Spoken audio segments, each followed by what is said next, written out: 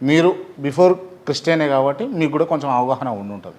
ఏదో కొంచెం వాళ్ళు కమర్షియల్గా దాన్ని డెవలప్ చేయడం కోసం అడుగుతారు కావచ్చు, కానీ బేసిక్గా అడగారు.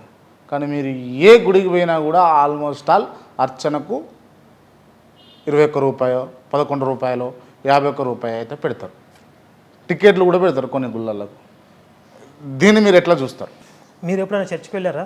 ఎవరు? మీరు పోయి ఉంటా. మీరు అంటే రెగ్యులర్గా కాకపోయినా ఎప్పుడన్నా చర్చికి వెళ్తే ప్రేయర్ అయిపోయిన తర్వాత వాళ్ళు ఒక జోలి లాంటి సంచి ఒకటి పట్టుకొచ్చి లేదా ఒక పళ్ళెం ఒకటి పట్టుకొచ్చి మీ మొహం ముందు ఇలా పెడతారు. అట్లా అన్ని చర్చిలలో పెట్టరు. అన్ని చోట్ల పెడతారు. అన్ని చోట్ల మీకు ప్రేయర్ అయిపోయిన తర్వాత వాళ్ళు ఒక బొచ్చు పట్టుకొచ్చి మీ మొహం ముందు ఇలా పెడతారు. పక్కన ఉన్నాడు జేబులో 100-500 తీసేస్తాడు. ఆ పక్కన ఉన్నాడు వేసాడుగా మనం అయిపోతే బాగోదని చెప్పి మీరు కూడా తప్పకుండా వేయాల్సి వస్తుంది. ఇది జస్ట్ శాంపిలే. మీరు రెగ్యులర్గా వెళ్ళటం మొదలు పెట్టారనుకోండి, మీ దగ్గర మీ ఇన్కంలో 10% వసూలు చేస్తారు.